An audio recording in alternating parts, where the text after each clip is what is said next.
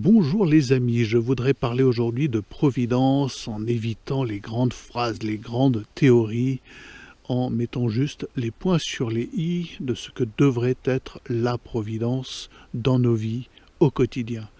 Voilà, il va sans dire que cette notion est largement galvaudée puisqu'elle est accolée à celle d'État. On parle aujourd'hui d'État-providence. Alors c'est souvent de façon assez ironique, sauf que notre État, le système étatique, et voire même le système mondial étatique, est réellement un système dit providentiel, puisqu'il entend nous fournir l'intégralité de ce dont nous avons besoin, de la naissance à la mort, en passant par l'intégralité de nos activités.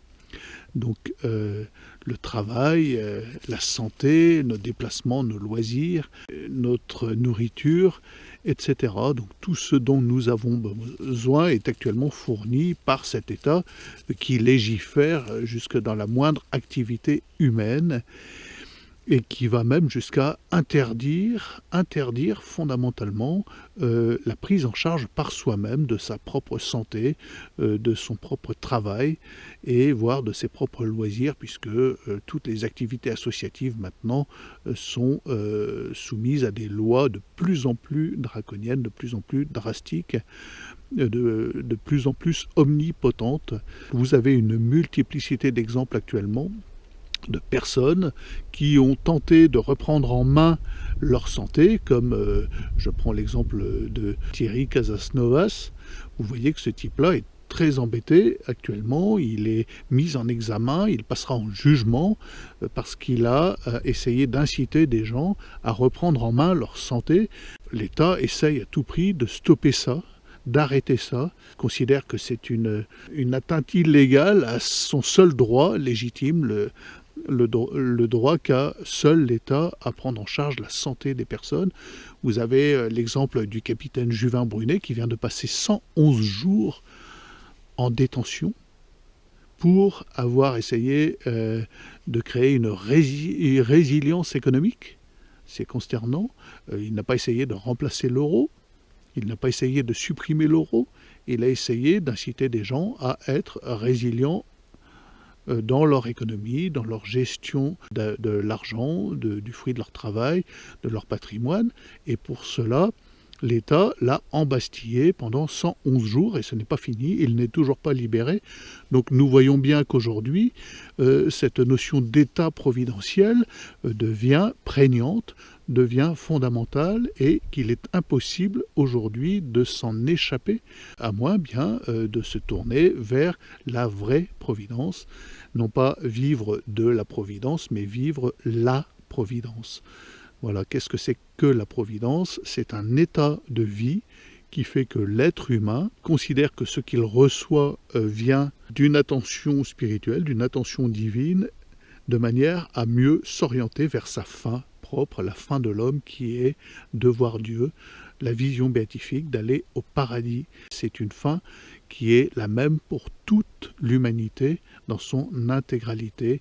Et donc, le seul moyen d'atteindre cette fin, c'est de vivre la providence, de s'en remettre à l'éternité qui est dans chaque instant, et de voir que tout ce qui nous arrive, tout ce qui nous vient d'en haut, tout, l'intégralité. Ce n'est pas un vain mot que de le prétendre, même si on a l'impression de faire des choses par soi-même, on les fait dans un esprit de vivre la providence, c'est-à-dire dans un esprit de louange, de rendre grâce, d'action de grâce, parce que c'est une permission de Dieu et c'est fait en vue de notre finalité.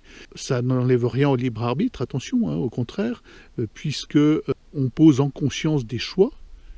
Et il y a des choix qui aliènent l'homme, des choix qui sont infra-humains, des choix qui coupent de la finalité spirituelle et des choix qui font grandir.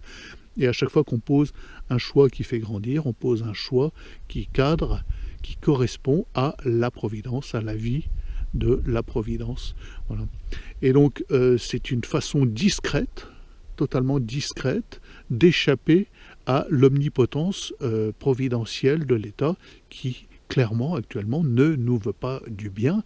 Il est évident que se faire picouser dès la naissance avec un cocktail de 11 substances dont on ne sait strictement rien, alors qu'un enfant n'a clairement pas de système immunitaire et n'est clairement pas prêt, un nourrisson j'entends, à recevoir quelque cocktail chimique que ce soit. C'est pas vouloir du bien à l'enfant, ça n'est certainement pas fait avec des intentions louables, sauf par certains médecins ignares qui répètent bêtement ce qu'on leur a appris en 2 jours d'université, qui sont persuadés que ces choses-là sont bonnes pour la santé, et puis qui répètent bêtement comme des ânes que grâce à la picousation globale de l'humanité, les maladies ont été éradiquées, etc.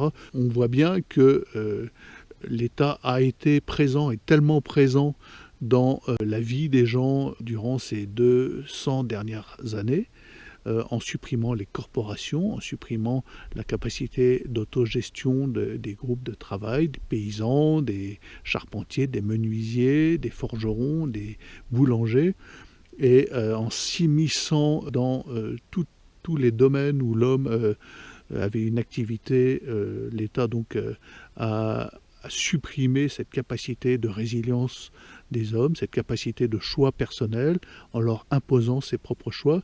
Et on voit aujourd'hui un État qui prend de plus en plus d'espace et de place et qui traumatise ces gens qui n'ont plus cette capacité de sortir par eux-mêmes, de marcher par eux-mêmes, de se déplacer par eux-mêmes, de travailler par eux-mêmes, de penser par eux-mêmes. C'est pas si simple, même lorsqu'on en est conscient, d'échapper à l'emprise étatique, à l'emprise de cet État faussement providentiel. Voilà.